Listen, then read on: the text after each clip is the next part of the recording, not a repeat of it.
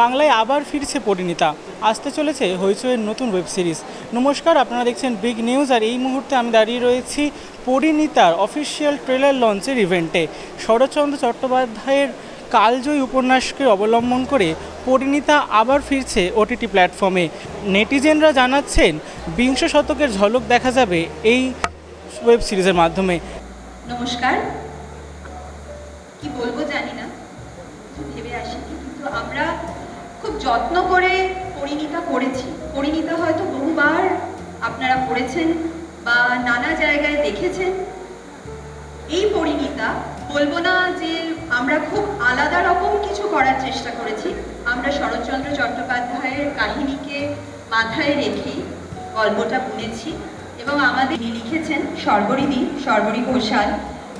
আজ উনি আসতে পারেননি, কিন্তু সর্বরিদি ছাড়া এখানে গুরুচরণ বাবু আছেন, দেবদূত। প্লিজ একটু এসো ওপরে। মিমি এসেছে। অনুক্ষুণ্ণ না হন কিংবা মনে না করেন যে আমাদের পড়া পরিণীতা আমরা দেখতে পেলাম না, সেই চেষ্টাই আমাদের ছিল। ভালো লাগবে, একটা নতুন প্রজন্মর কাছে পৌঁছে যাবে ভিজুয়ালি পরিণীতা, কারণ শেষ পরিণীতার অ্যাডাপ্টেশন স্ক্রিনে হয়েছে। এটার কারণ আমাদের এখানে সংবাদ মাধ্যমের যে বন্ধুরা আছেন তারা সবাই ক্যামেরা ধরে আছেন, সেই জন্যে না হলে সবাই জোরে জোরে হাততালি দিতেন। তার কারণ আমার এই চরিত্রটা কোথাও ছিল না আর কি, এটা একদমই একটা তৈরি করা একটা চরিত্র। পর্দায় আগেও পরিণীতা দেখেছি, এই পরিণীতা আমাদের দর্শককে কি উপহার দিতে চলেছে নতুন করে? যুগের সঙ্গে সঙ্গে সিনেমায় কথা বলার ভাষাও বদলে যায় এবং নতুন গল্পকে ফিরে দেখতে হয়। রবীন্দ্রনাথ এতভাবে কাজ হচ্ছে, শেক্সপিয়ার নিয়ে, বার্নার্ড শ নিয়ে, ব্রেক্টকে নিয়ে এতভাবে পরীক্ষা নিরীক্ষা হচ্ছে।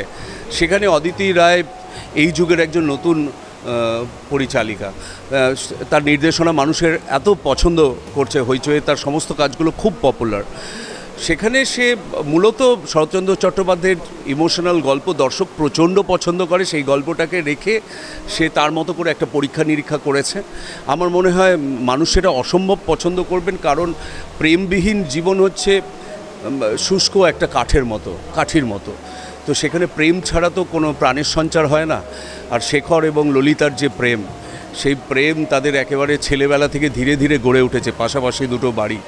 তারপর তার মধ্যে লড়াই এসেছে, দ্বন্দ্ব এসেছে, তারপরে কি পরিণতি পাচ্ছে সেটাই তো গল্পটার মধ্যে রয়েছে।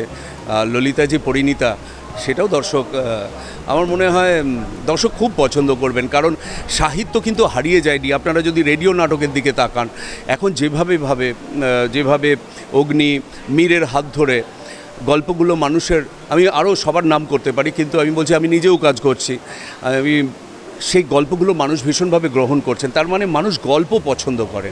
আর শরৎচন্দ্র চট্টোপাধ্যায়ের সমস্ত গল্প খুব ইমোশনাল, খুব হৃদয়কে ছুঁয়ে যায়। সেই জন্য পরিণীতা এখনকার দর্শকদেরও ভালো লাগবে। পরিণীতা এই যে কনসেপ্টটা, বাংলার সাহিত্য জগতে এত কিছু রয়েছে, পরিণীতা শরৎচন্দ্র চট্টোপাধ্যায় এই কনসেপ্টটা মাথায়, এটা তো কনসেপ্ট না, এটা ছোটবেলার পড়া একটা অভিজ্ঞতা, একটা টেক্সট, যেটা এটা স্ক্রিনে তুলে ধরার। কারণ আমার ইতিহাস খুব পছন্দের, আমার পিরিয়ড ড্রামা খুব পছন্দের, এবং আমি সবসময় ভাবতাম যে আমি যদি কোনো পিরিয়ড পিস নিয়ে কাজ করি, তাহলে তার মধ্যে অন্যতম পরিণীতা। আমার পরিণীতায় যে প্রেমের গল্প, যে প্রেম নিয়ে কথা বলা হচ্ছে, এই প্রেম তো আসলে শুধু কাছে আসা, ভালোবাসা এরকম প্রেম নয়, এর মধ্যে মান অভিমান আছে, কারণ প্রেমের ওটা একটা গুরুত্বপূর্ণ পার্ট।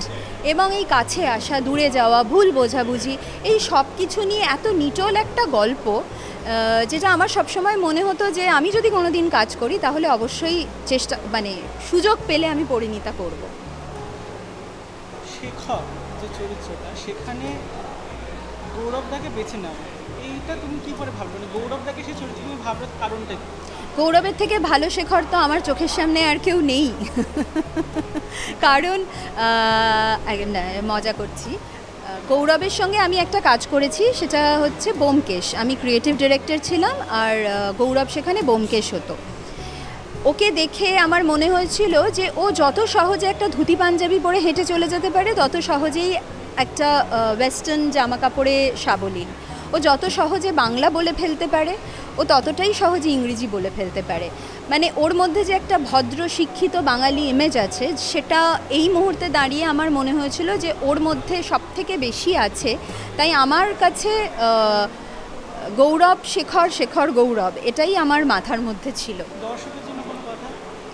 দর্শকের কাছে একটাই জিনিস বলতে চাই যে আমরা খুব যত্ন করে, দর্শককে একটাই কথা বলতে চাই যে 15ই আগস্ট হইচইয়ে আসছে পরিণীতা, প্লিজ আপনারা দেখবেন। আমি আশা করছি আপনাদের ভালো লাগবে, কারণ আমরা সবাই খুব মন দিয়ে, খুব যত্ন করে, খুব কম সময়ে কাজটা করার চেষ্টা করেছি এবং সবাই তাদের বেস্টটা দিয়েছে। তো আপনারা যদি সবাই দেখেন আমাদের খুব ভালো লাগবে। Thank you. কোন মাস্টারপিসটার কথা বলছো? পরিণীতা যে আগে যেটা হয়েছে, হ্যাঁ, সৌমিত্রবাবু যেই পরিণীতা করেছিলেন সেই পরিণীতা সত্যি মাস্টারপিস। এবং সেই কাজটা আমি সেই কাজটা দেখে আমার সত্যিই মনে হয়েছিল যে ইস, যদি এরকম একটা চরিত্রে অভিনয় করার কোনো দিন সুযোগ পেতাম। তো আমার সৌভাগ্য যে সেই সুযোগ আমার এসেছে এবং শেখরের চরিত্রে অভিনয় করতে পারছি। এর জন্য আমি অদিতিদির কাছে, হইচইয়ের কাছে ভীষণভাবে কৃতজ্ঞ এবং বলাই বাহুল্য কাজটা করে দারুণ আনন্দ পেয়েছি। এখন যদি দর্শকের ভালো লেগে যায় তাহলে তো এর থেকে ভালো আর কিছু হতে পারে না। তো আমার প্রথমত অদিতিদি একটা কথা বলেছিলেন, এটা আমার কথা নয়, এটা অদিতিদির কথা, যে আমার মধ্যে সেই সময়ের একটা বাঙালিয়ানা নাকি ভরপুর রয়েছে। তো সেইটা শুনে আমি খুব আনন্দ পেয়েছিলাম যে এটা একটা বিরাট কমপ্লিমেন্ট আমার কাছে।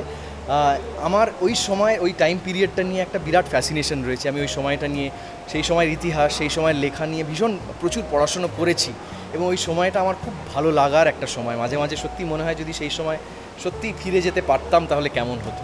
তো সেই কারণেই হয়তো ওই সময়ের চালচলন, ওই সময়ের ভাবভঙ্গি, সেই সময়ের কথা বলার ধরন, সেইটা রপ্ত করতে আমার অসুবিধা হয়নি, কারণ এই সময়টার সঙ্গে আমি ওয়াকিবহল ছিলাম। এবং অফকোর্স এখানে ব্যোমকেশের কথা বলতেই হবে, কারণ এর আগে আমি যখন ব্যোমকেশের চরিত্রে অভিনয় করেছি তখন ওই প্রথম সেই টাইম পিরিয়ডের একটা চরিত্রকে পর্দায় তুলে ধরা এবং সেই অভিজ্ঞতা আমাকে ভীষণভাবে সাহায্য করেছে এই কাজটার ক্ষেত্রে। ক্যামেরায় গোবিন্দের সঙ্গে আমি তীর্থম, বিগ নিউজ।